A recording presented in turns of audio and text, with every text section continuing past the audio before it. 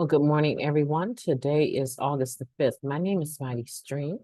I'm brought to you by Hope Through Navigation, and this is our H.O.D Recovery Services. I'm going to be doing your Just for Today in a meditation. If you would like to reach out to me, please do so at recoveryofhope21@gmail.com. Let's go ahead and get into the meditation. Today, for some reason, I want to start with a moment of silence, followed by the we version of the Serenity Prayer. Let's do that now. Moment of silence.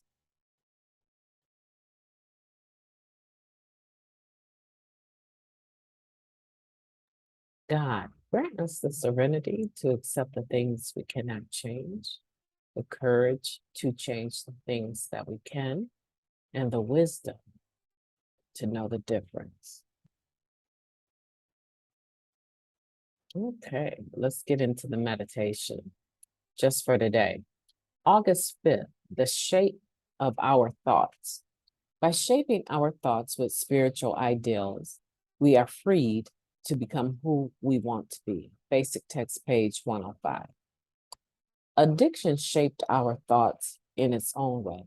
Whatever their shape may once have been, they became misshapen once our disease took full sway over our lives. Our obsession with drugs and self-molded our moods, our actions, and the very shape of our lives. I want to repeat that. Our obsession with drugs and self molded our moods, our actions, and the very shape of our lives. Each of the spiritual ideals of our program serves to straighten out one or another of the kinks in our thinking that developed in our active addiction.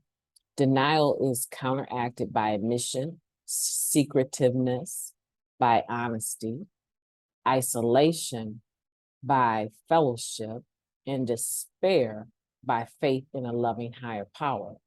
The spiritual ideals we find in recovery are restoring the shape of our thoughts and our lives to their natural condition. And what is that natural condition? It is the condition we truly seek for ourselves, a reflection of our highest dreams. How do we know this? Because our thoughts are being shaped in recovery by the spiritual ideals we find in our developing relationship with the God we've come to understand in NA. No longer does addiction shape our thoughts. Today, our lives are being shaped by our recovery and our higher power. Just for today, I will allow spiritual ideals to shape my thoughts. In that design, I will find the shape of my own higher power. I like that. I like the feeling that nothing is a completed project, that we're not completed, that we have the ability to reshape ourselves, to reinvent ourselves, to be more authentic and genuine about who we truly are. And that's really where the freedom comes in. And the freedom that we're seeking is to be able to love and be loved, to experience joy because we're just joyful, not because of any particular event, but because it's who we are, that we're joyful individuals. But I have found having, periods of depression and dealing with that sort of mental illness that kind of comes in when I'm self-doubting or I feel rejected. What I have found is that it's very important for me to understand that there are some things that are final. Death is pretty final, right? But there's nothing about what I'm trying to attain or endeavoring to do that is a final finished project. And if I'm consciously aware of the fact that I have a higher power, God, who loves me and cares for me, I find that even when I'm in my darkest moments, even when I'm not feeling up to speed or I feel less than, I still am able to focus on God. I'm still able to focus on my higher power and the fact that I believe that God cares for me, and I believe that God wants the best for me, and I believe that this too shall pass. There's nothing I'm going through that is final. The very fact that I'm passing through and can say I'm passing through is an indication that there's more on the other side of this event. There's more on the other side of this situation. And if I truly am powerless over people, places, and things, and the only thing I truly have power over, like I told you, children that I'm raising, but truly the thing that I do have power over is myself. And so kind of I've trained myself when the going gets rough and the tough has to get going. I've trained myself to look outwardly and to look upwardly to my God, right? That this that I'm passing through, there's more on that other side. And I got my eye on that. Not necessarily, yeah, I'm gonna get the lesson. Hopefully I'm gonna get the lesson, right? Of whatever I'm passing through. But I keep in mind that I may be in this shape right now, but I'm going to be reshaped, right? Because I have spiritual principles today that I apply. Have you ever, I apply them to my life and I apply them to my circumstances, right? So even like I said, when I'm in my darkest moments, I'm still able to see the light. It's going to be a very sad day if I'm not able to see the light, right? If I don't get a glimpse of hope in my life, it's going to be a very sad day because I may not make it out of that if I do not remain hopeful, inspired, and feeling affirmed that God loves me. Now, they told me when you cannot see God, you need to trust God. And I believe that I have developed this sense of trust, which is a spiritual principle, that God is going to allow me to come out on the other side better than the way that I went into it. Because I have the true will of God on my life, right? I'm talking 11-step stuff now. The true will of God on my life impacts other people. And to impact other people, you generally speaking need to be very authentic so that they sense that you care.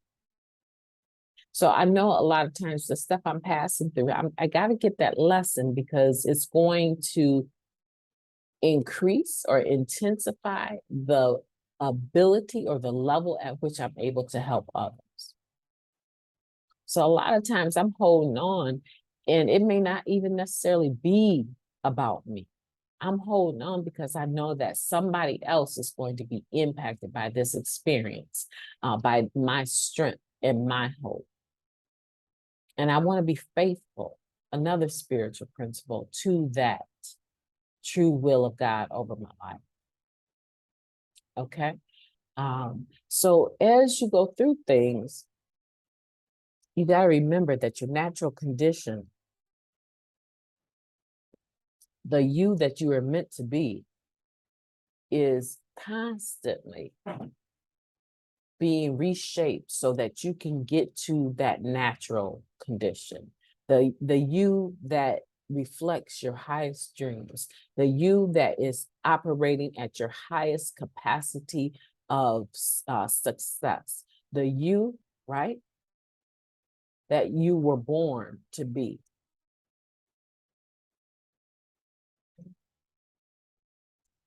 I had many glimpses of who I was going to be as a child.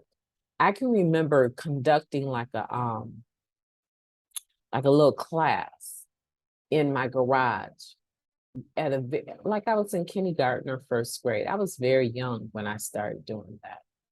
And I can remember making tables out of pieces of wood and bricks so that people could sit down and listen, not tables, but like benches, right? So I knew at a young age that there was this part of me that was going to be teaching and instructing. I've never lost sight of that. And so passing through drug addiction, the disease of addiction and getting sidetracked. And I truly believe that my disease of addiction was the catalyst to that was rejection and abuse, right? As a child, I believe that the things that I experienced with my siblings, the things that I experienced with perpetrators, I believe that set me up to long for others to affirm me in a way that they, on such a deep level, that they could not possibly ever meet that expectation. So I was set up for failure from the jump. And the using afforded me to quiet that dis-ease within. It afforded me to make it settle down and not to be too anxious about the fact that I felt abandoned and rejected or needy and my needs weren't being met. And so today I have switched from the lower destructive power to my higher power. I've switched gods because that used to control me, but it doesn't control me today. Do I still sometimes feel rejected by people? Absolutely, but I wouldn't give a flip about whether or not they show it or don't show it, because whether or not they show it or don't show it is not going to stop me from pursuing what I feel that I was born into the world to do. And you got to get that about yourself. You don't have to be arrogant about it, right? You could be God confident about it, or you can just be confident about it. You don't have to be arrogant about the fact that you have direction in your life today. You should celebrate that. And you want to be around people that will celebrate that with you. Because those people that can't celebrate you, right? Now, I'm not saying they need to co-sign your BS, but if you're really on something positive, people should be able to celebrate you. And you should embrace those individuals that give you that good, loving feeling of, go get it. Look at you, girl. Come on, man. I see you, right? That is what the type of energy you need to embrace. But remember, it's coming from people that are followable. So we don't want to be dependent upon it, ever. We don't ever want to be dependent upon it, but we need to recognize that we do better when we're grouped with a community or a network of individuals that flow, for the most part, in positive energy. And so as you allow the spiritual principles to reshape your thoughts, you're going to find that now you're starting to think about other things outside of your sphere. You're starting to think about, how can I use my gifts and my talents, my attributes, my assets to profit others, to benefit others, to serve others, right? And that's what you want. So today, I hope that you will focus on the positives about yourself and how you can use those to be a catalyst to get you further down the road into what you believe your highest dreams are. I once heard that we don't serve the world by being small, right? We serve the world by being our best selves, right? Being mediocre is we have mediocre people everywhere we go. We have dispassionate people everywhere we go. I can look out in my community and I see the people that are running these agencies, these 501c3s, these businesses. These are the people that care enough about community to actually put their reputation on the line and get out there and do something different. But also at the same token, many people are pulling away from what they once believed was their call or their purpose in life because they're discouraged about finances or whatever. There's nothing, I won't say there's nothing money can't buy. Money can buy a lot of things, but money is not going to give you happiness in the sense of feeling fulfilled. a satisfying, content feeling that you've done what you were supposed to do, right? Money might be able to help you pay other people to do some of those things that would allow you to actually focus. I'm thinking about hiring someone to come in and just do the basic cleaning, a cleaning lady, so that when I am in my home, I'm not consumed with that small bit of time I have for my family. I'm not consumed with either them or chores, right? And so that would help me become a better individual, because that would take away the burden of my OCD, right? And so I just want you to be thinking about that. What are 5 things that you claim or believe that you are called to do in life? What are these 5 things? And then for every item that you list, I want you to write one goal that's going to get you closer to that. And then I want you to, after you start listing the one goal that you have to get you closer to what you believe you're supposed to do in life, those 5 things, I want you to write what is stopping you. It could just be mental health. You could just be depressed. Right? I remember I went through a very bad phase when I realized that I had this anxiety disorder that was shaping my ability to socialize with people or not. And I remember sitting with my stepfather, Pops, and him saying to me, "Girl, you got to get out of that bed. You need to get out of that room."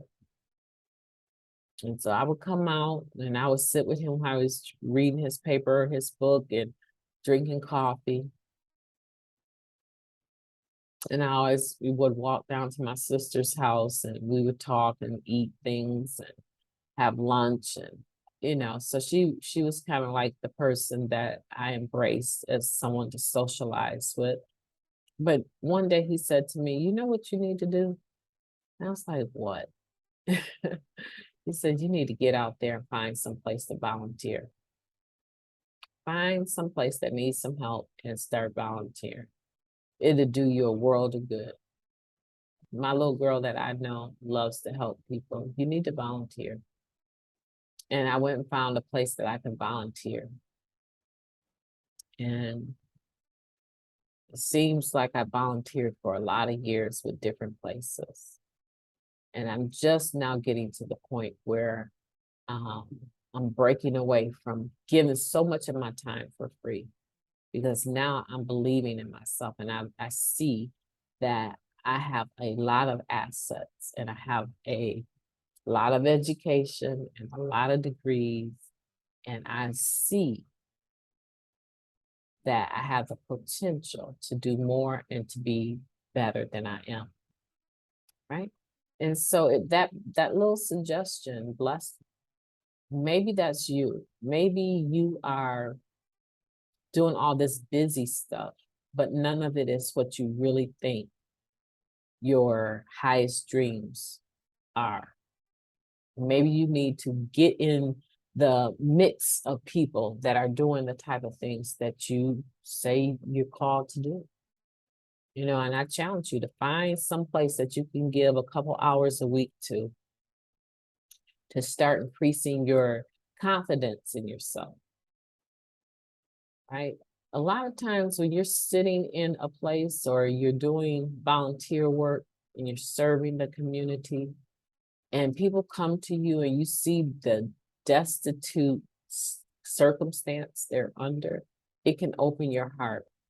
It can open your heart to do more, because now you see, man, I may not be doing great, but I'm doing better than that. And I have a lot to bring to their table that would make their life or day just a little bit better. My name is MightyStream. I've enjoyed talking with you, and I hope that you've enjoyed this Just for Today in a meditation, and I will be talking to you tomorrow.